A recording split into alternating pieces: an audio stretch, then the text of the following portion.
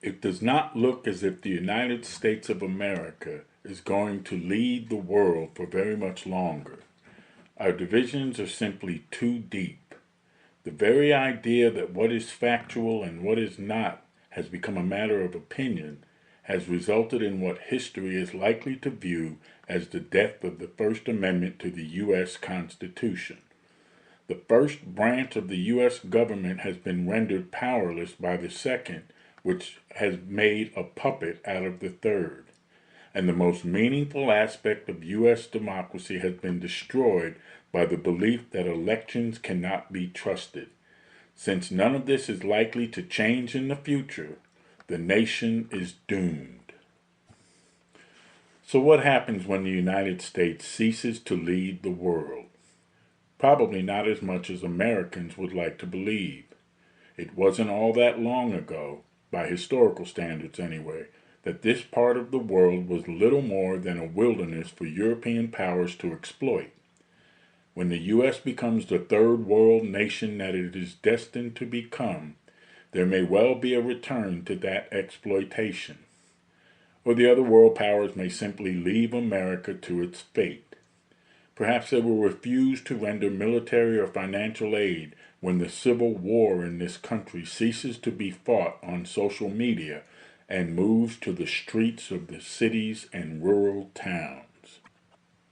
One fortunate aspect of America's self-destruction will be the long-desired elimination of illegal border crossings.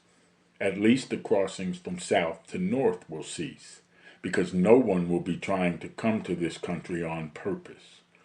Perhaps one of the most ironic aspects of this country's fall from grace will be the idea that Americans will be trying to sneak across the border into Mexico to escape the carnage of their own country.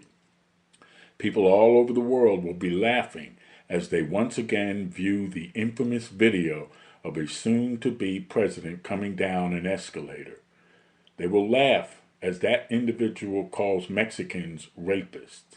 And Americans will be disgusted over the fact that, because so many of them hated everyone in the world who didn't look and talk like them, they elected a president whose actions led to the demise of the one-time greatest nation on earth. And the wall that president attempted to build as a monument to his ego will be scaled by the very people who put him in office as they run away from what America has become. The nation that was twice called upon by Europe to help free them from the iron grip of war will be little more than a punchline as Europeans laugh. They will laugh at the idea that a country that once attempted to teach democracy to other nations has failed due to their inability to properly maintain their own democracy. They will laugh at the beneficiaries of George Washington, Thomas Jefferson, John Adams, and James Madison, as those beneficiaries render moot the Herculean task that their forefathers undertook in creating a nation. They will laugh as Americans shed the blood of one another for the second time in the country's short history. And they will laugh at the arrogance of Americans for ever having referred to their president as the leader of the free world. That laughter will ring over the spacious skies and amber waves of grain that school children in this country once sang about.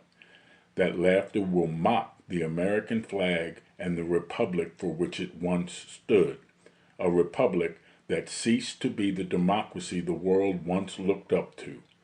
That laughter will give the lie to the once powerful words, "The only thing we have to fear is fear itself." As history will no doubt point out, Americans had much to fear, and when that fear overtook them, it caused them to be silent as their great nation burned. Their government of the people, by the people, and for the people did indeed perish from the earth, because the people did not believe hard enough.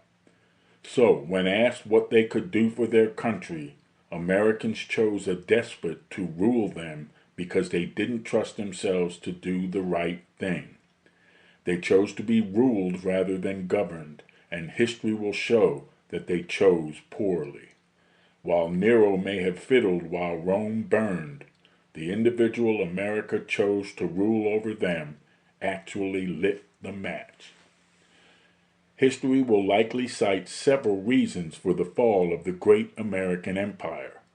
While other nations did what they could to fight a global pandemic that struck humankind in 2019, America was divided into two camps: those who believed this disease was real and those who did not.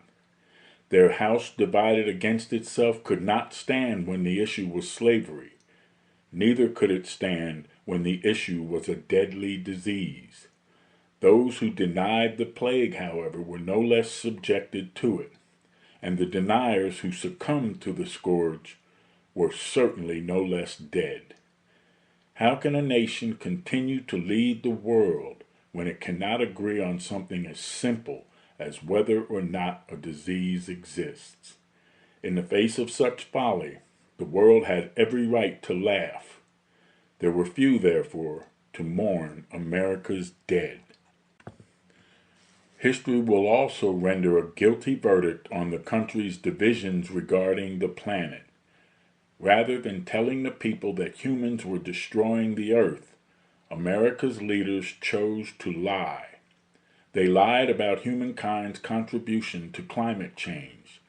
These lies caused America to be shunned by the rest of the world. America could not be expected to lead in solving the world's problems when they denied the greatest problem of all. History will also judge America on her economic isolationism.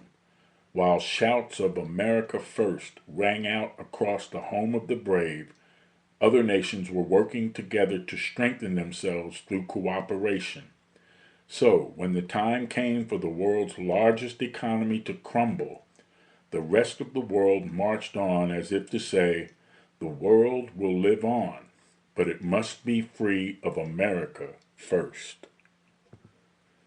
So, when historians write the obituary for the great empire to the west, the trials and tribulations brought about by her 47th president will likely be little more than a footnote.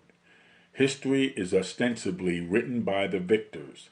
The victors in the case of the demise of the United States will be the rest of the world, and they are quite unlikely to show compassion for a nation that chose to condemn the very institutions that helped see the world economically and militarily into the 21st century. Historians are not likely to take a favorable view on the USA, and they will no doubt render their verdict on a people rather than a president. Perhaps nowhere will history's verdict on America be as harsh as it will be on the collective ignorance of the citizens. By the time the nation falls into the abyss, well over half of its population will be living under the misguided belief that the attempted overthrow of their government was little more than a love fest. The reason for their falling prey to such nonsense will not be their 47th president, although he will be indirectly to blame. For decades, Americans were fed mind-numbing entertainment that may well have hindered their ability to distinguish between what is real and what is not. Ironically, this entertainment genre actually portrayed itself as reality TV, and one such program actually involved their 47th leader. While few at the time seemed able to see the folly in electing someone from such a dubious profession, hindsight, as well as history, is 2020. Historians will no doubt trace the dumbing down of America to the sort of television that blurred the lines between real and unreal, because it was the collective inability of the majority of her population to make that distinction that gave birth to destructive cults like QAnon. So, the United States of America will not lead the world into the 22nd century, and that's probably a good thing. Amputating a limb to save the rest of the body has long been accepted medical practice.